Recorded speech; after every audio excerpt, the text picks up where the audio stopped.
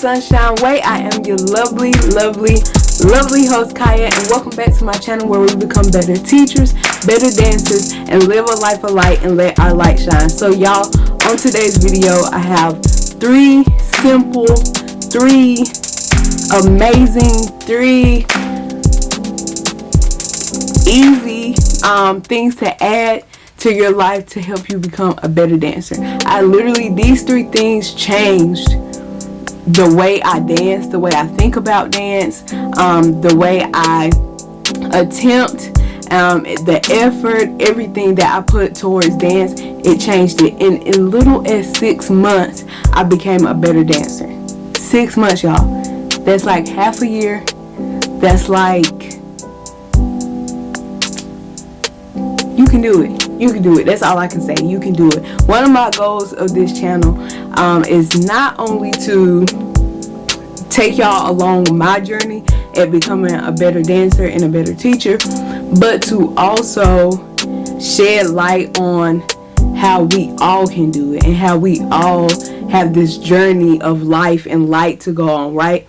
So I wanted to share those tips, share those experiences, share those journeys, adventures, accomplishments with y'all, right? So that we can grow together, so we can shed light together and continue to do what we have to do. So if you incorporate these three things into your routine, into your thought process, into your habits, into your dancing, I guarantee you will become a better dancer. And it's so crazy because last week we had we got to bring 2 family members to show like what we came up with for our recital, and then we did awards, and I was looking back at the videos that my husband and Serenity recorded, and I was like, dang, like I actually did a good job. And it's so crazy because we don't give ourselves enough of love and gratitude, enough of recognition of how far we've come and how far we've grown. And so then it got me thinking, like, okay, what have I been doing, right? Because I was like surprised, like, dang, like I look pretty good, like, and I was just like so shocked. So I was like, what are the things that I've been doing? So I narrowed it down to 3 things. It's more than just these 3, but these 3 are the ones that stood out to me the most when I was thinking. Alright, so let's get right into that. I'm not even gonna like pause the video or nothing. We're gonna just get right into that list. So the first thing that I did was conditioning and stretching. And by conditioning, you can go as intense as you want to or keep it low as you want to. But by conditioning, I mean going on walks, going on runs, going to the gym, like doing things that I knew that would better me overall as a dancer, better my stamina, or increase my flexibility, or the way that I even remember dance moves, or flow dance moves, because I had a really bad problem with cutting dance moves off, or like cutting the move off, and I've literally become better at that over time, and I'm so grateful. So just literally conditioning my body overall so that I can be able to do those things. And then stretching, just with me getting older, stretching is important. Muscle memory, things like that. My flexibility is little to none, so incorporating that stretching as much as I can. I definitely won't sit here and act like I stretch every night and every morning, because I don't. I would like to be that person one day, but I'm not that person quite yet. But like I have been doing it more than I was. So like that helped a lot. The second thing that I've been doing is random practicing. Now, I do those times where I'm like specifically like, okay, I go to dance class, or okay, I want to create this combo or whatever. But just that random practice where I just go outside, or I'm in the house and I'm just randomly practicing my turns, or while I'm watching TV I'm just like running across and doing leaps, or I hear some music and I'm like dancing to the music randomly, or I go outside and I just turn on the music and I'm just like improvising. So those random practices, like, we don't think that it helps, but those things are literally creating, like, again, like I was saying, muscle memory on top of like just training your body to do those things. And then practice doesn't make practice doesn't make perfect, but practice does make permanent. So not perfect, but permanent. And so those random practices that you incorporate into your daily life or into your weekly life.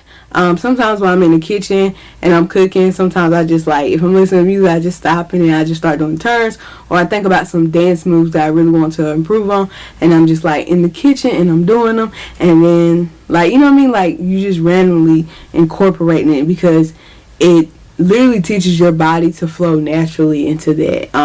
It doesn't become forced anymore, or it doesn't become like such a mental capacity thing. It's like, this is what I do. This is what my body does. This is what I can create. This is who I am, you know? So that's the second thing I did. And the third thing that is very, very important is feedback and questions. So anytime that I go to class, I'm like, okay, what can I do to improve this? Or how do I stop doing this? Or how can I catch up with this? Or I'm having trouble with this, so I'm always asking questions. Or can you show me how to do this? And I'm also, like, you can even ask one of my friends. I will message her and I'm like, okay, this is what I got. What you think? What can I do? So always asking for that feedback and asking questions to those who are dancers, whether that's your friends or whether that's your dance instructor, or whether that's like even your husband who doesn't really know much about dance, but he can tell if you're doing better or not. You know, even asking them, because it will help you become a better dancer. And along with that feedback is your own feedback, your own thoughts. So recording yourself, make sure you're recording yourself, so over time you can see, oh, well, let me hit harder on that. Or if I put my arm across this way, it will look better instead of putting it down. You know what I mean? Like, you can see what you need to become better on and what you need to change. You get what I'm saying? So those are the 3 things that I have. I hope that I didn't go through them too fast. And if you ever seen one of my list videos, you know that at the end I go through the list really quickly. And those things were conditioning and stretching. So please, please, please, please start doing it tomorrow. It's a new day. You can start tomorrow. Rest tonight and start tomorrow. The next thing is random practicing. So when you can, or when you just either just sitting there, you could just do some random turns while you watch TV, or you can do some leaps, or like you can just literally like, okay, I'm chilling, let me put on some music and just do some improv. And last but not least, the feedback and the questionings, along with recording yourself, talking to people after they watch you dance, talking to people about dance, and asking questions, and getting that feedback and applying that feedback. You feel me?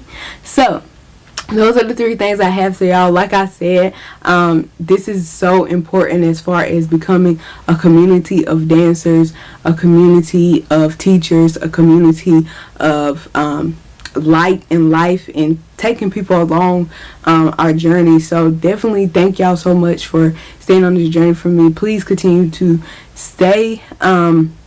And I hope that if you have any other tips and tricks from me, that you'll leave them in the comments down below, and that you'll subscribe so that you can see more dance content and more teaching content and more life in light. Yeah. So if you like this video, make sure you give it a thumbs up. Make sure you hit the subscribe button. Make sure you tap that notification bell so you can be notified every time your girl upload. And remember, be humble, be inspiring, be kind, y'all, and don't forget to shine. I'll see y'all on the next one. Peace. Bye.